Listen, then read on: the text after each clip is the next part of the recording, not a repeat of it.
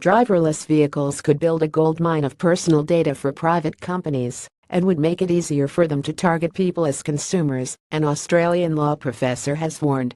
Tay Butler, of the Queensland University of Technology, said the privacy risks involved in driverless vehicles were a sleeper issue that regulators were yet to fully consider, even though car manufacturers say the technology could be on roads in Australia by 2020.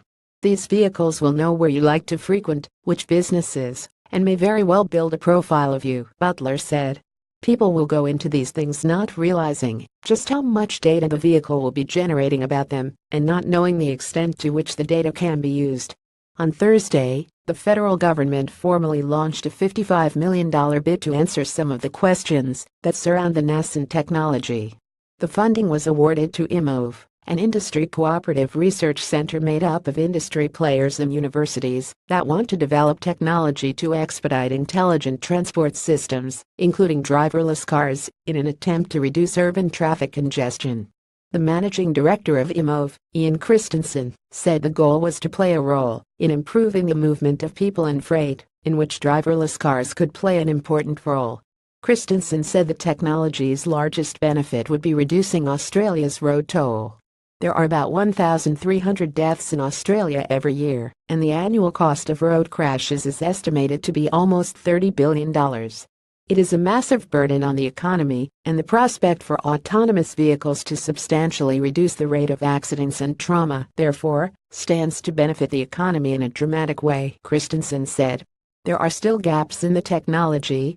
Driverless cars still don't know how to dodge kangaroos, and last year a man in the U.S. was killed when his Tesla Model S drove into a truck while in autopilot mode.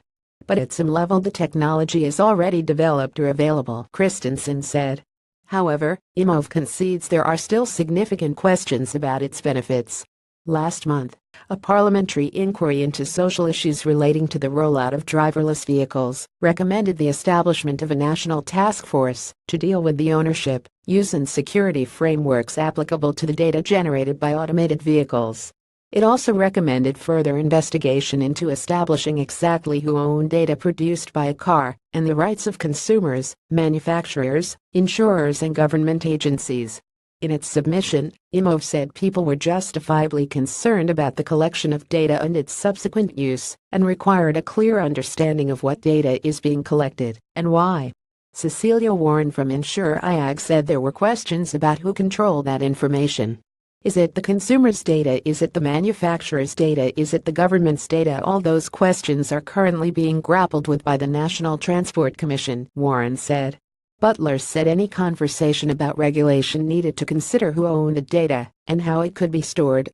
It is a sleeper issue because the focus on these vehicles in the public eye is on safety, not on the privacy or data production aspect of these vehicles.